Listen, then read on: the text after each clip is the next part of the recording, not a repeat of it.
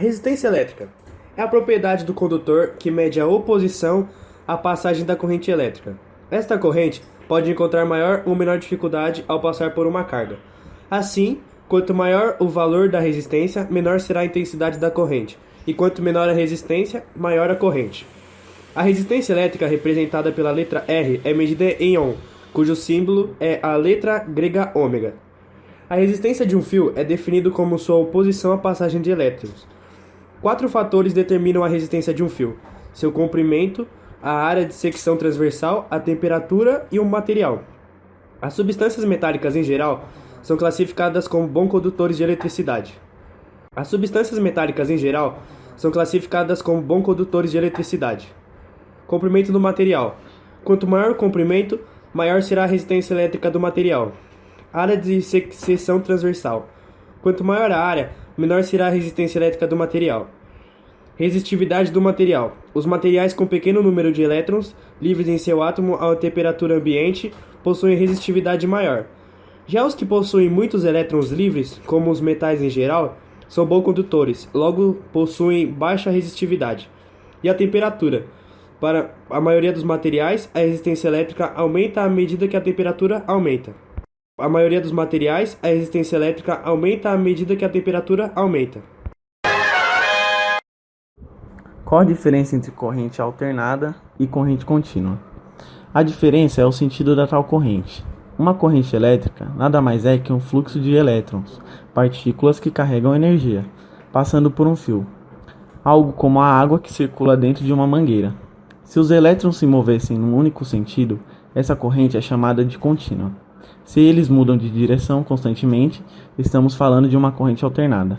Na prática, a diferença entre elas está na capacidade de transmitir energia para locais distantes. A energia que usamos em casa é produzida por alguma usina e precisa percorrer centenas de quilômetros até chegar à tomada. Quanto essa energia é transmitida por uma corrente alternada, ela não perde muita força no meio do caminho. Já na contínua, o desperdício é muito grande. Isso porque a corrente alternada pode facilmente ficar com uma voltagem muito mais alta que a contínua. E quanto maior essa voltagem, mais longe a energia chega sem perder força no trajeto. Se todos os sistemas de transmissão fossem uma corrente contínua, seria preciso uma usina em cada bairro para abastecer as casas com eletricidade. O único problema da alta voltagem transportada pela corrente alternada é que ela poderia provocar choques fatais dentro de residências. Por isso, a alta voltagem é transformada no final em tensões baixas. As mais comuns são as de 127 ou 220 volts.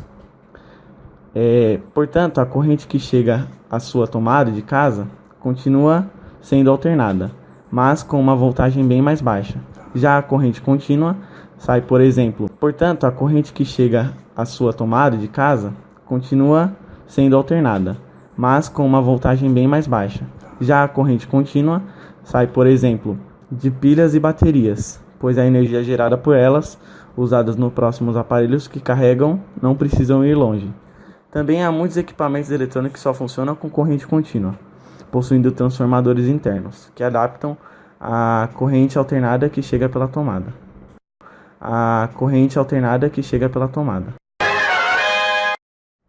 Segundo a lei de Lenz, o sentido da corrente é o oposto da variação do campo magnético que lhe deu origem. Havendo diminuição do fluxo magnético, a corrente criada gerará um campo magnético do mesmo sentido do fluxo magnético da fonte. Isso, aplicado no ferro, está ligado com a forma de colocação do adaptador e condução de energia.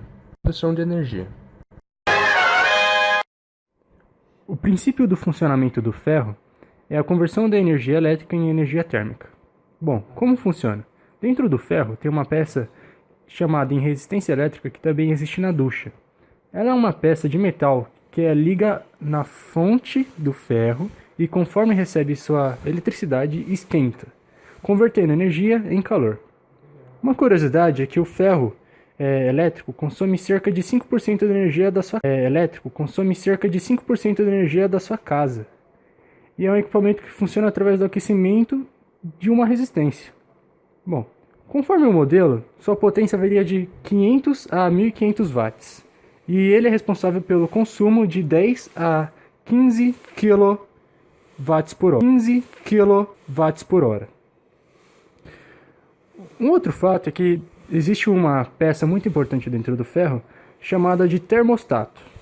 A função dessa peça, que é feita de um metal, é, primeiro, não deixar o ferro todo o tempo ligado, e segundo, regular a temperatura do ferro para que ele não esquente tudo e provavelmente não danifique sua tomada ou não danificar o ferro em si também. Bom, o termostato ele é composto por duas lâminas de metal, uma de tungstênio, que à medida que a temperatura chega no ponto em que você colocou o setor, a temperatura faz com que ela se dilate, se afastando e desligando o ferro. E assim que a temperatura cair um pouco, elas se retraem e se encostam de novo, ligando o ferro. Bom, sem essa peça a gente não teria como regular a temperatura do ferro e não teria como usar o ferro em casa, porque derretiria o plástico e aqueceria até mesmo a fiação elétrica do ferro.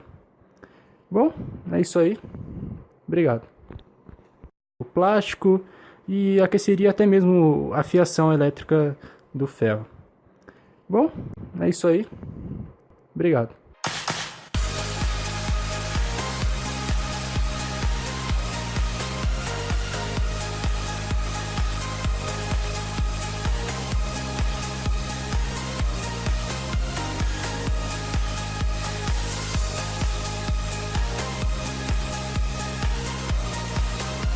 Olha a beluguinha. Olha lá, ó. Para de usar também na gravação, mano. Pode falar aqui, o Álvaro vai editar, né? O Álvaro, você vai editar em Álvaro.